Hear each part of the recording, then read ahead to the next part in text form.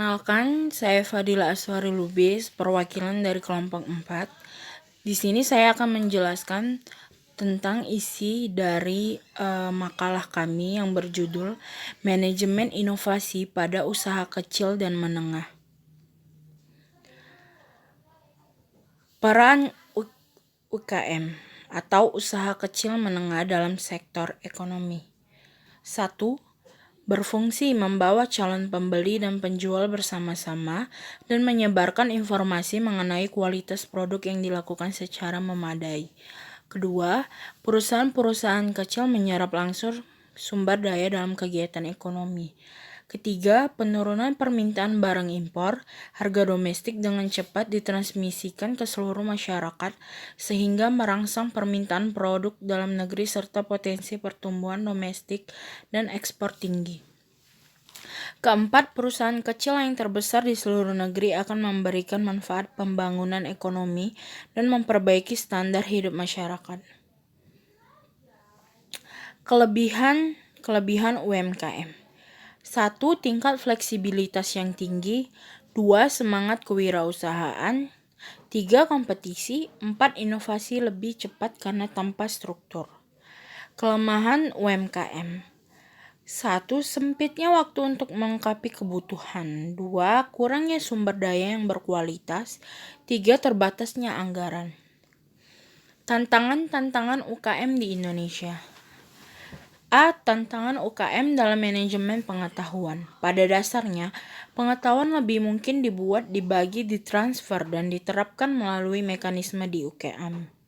March 1991 menunjukkan bahwa ada dua mode yang berbeda secara fundamental dari inovasi, yaitu eksplorasi dan eksploitasi. B. Tantangan UKM dalam inovasi produk. Tujuan dari penelitian tersebut adalah agar UKM berhasil mengatasi hambatan dan mengelola konsep untuk produk baru. Berikut adalah suatu kerangka terpadu yang memungkinkan UKM untuk mengatasi hambatan dalam mengelola inovasi seperti menggambarkan tahapan, prosedur, dan hasil yang spesifik. C. Tantangan UKM dalam teknologi informasi. Kemajuan teknologi informasi di dunia memberikan dampak terhadap model bisnis perusahaan. Demikian halnya juga dengan UKM. Perkembangan teknologi seperti internet, website, dan media sosial seharusnya memberikan keuntungan bagi perusahaan.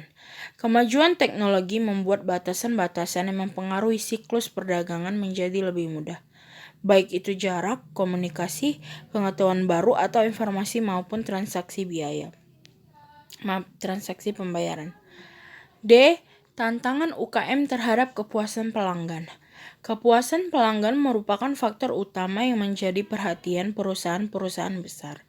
Kebutuhan pelanggan merupakan tren yang menjadi fokus utama pengembangan produk. UKM seringkali kurang berinisiatif dalam merespon dan mengelola kebutuhan pelanggan. Hal ini terlihat dari sangat jarangnya UKM meminta saran balik dari pelanggannya untuk mengembangkan produk yang telah dijual secara berlanjut. Tantangan UKM dalam variasi produk dan segmentasi pasar. UKM di Indonesia biasanya fokus pada hasil yang lebih spesifik. Hal ini sangat wajar dikarenakan terbatasnya modal usaha, sehingga membuat UKM lebih fokus pada produksi 1 atau 2 barang agar pengembalian modal juga cepat. F. Tantangan pemilik. UKM, kemampuan kepemimpinan pemilik atau pengusaha UKM juga ditantang oleh perubahan. Pemimpin UKM harus memahami bahwa pengetahuan di luar perusahaan terbuka sangat luas. Oleh karena itu, untuk dapat bersaing dengan UKM yang lainnya, UKM harus menambah pengetahuan yang dimiliki karyawannya. G. Tantangan pemerintah dalam pengembangan UKM. Pentingnya mengembangkan usaha kecil membuat pemerintah negara harus mengambil peran untuk menciptakan lingkungan ekonomi yang melayani pengembangan UKM. Seringkali para pengusaha UKM tidak mengetahui apa yang menjadi hak dan kewajiban UKM terhadap negara. Lalu di sini ada bagaimana menciptakan UKM inovatif. Inovasi dibutuhkan oleh organisasi atau perusahaan untuk dapat maju dan berkembang.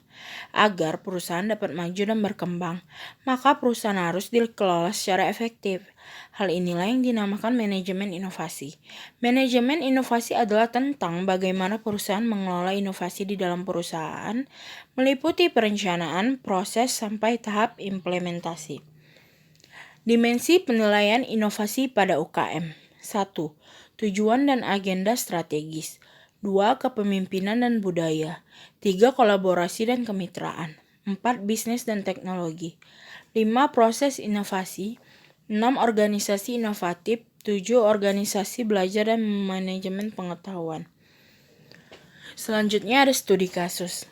Pada kalangan UMKM batik, rendahnya kemampuan wirausaha dan tingkat penguasaan teknologi menjadi isu yang sangat mengemuka saat ini.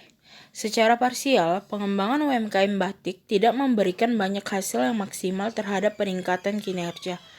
Oleh karena itu, kebijakan bagi UMKM bukan disebabkan oleh ukurannya yang kecil, namun karena tingkat produktivitasnya yang masih rendah. Para pemilik usaha dituntut untuk selalu melakukan inovasi agar pemilik usaha dapat menciptakan kinerja yang berkelanjutan. Menghadapi persaingan di pasar global, para UMKM harus dapat bersaing dengan basis teknologi, inovasi, kreativitas, dan imajinasi, tidak hanya mengandalkan harga dan kualitas saja. Esti dan Suryani 2008. Kesimpulan, UKM kurang memiliki proses inovasi secara formal. UKM biasanya terjebak oleh ciri khas masa lalu, padahal perubahan menuntut UKM untuk mengembangkan usaha sesuai dengan perubahan. Oleh karena itu, mengembangkan serangkaian proses dan kebijakan untuk memandu aktivitas inovatif dari menghasilkan atau mengambil ide-ide melalui pelaksanaan terstruktur. Terima kasih, hanya itu yang dapat saya sampaikan. Mohon maaf apabila ada kesalahan kata. Terima kasih.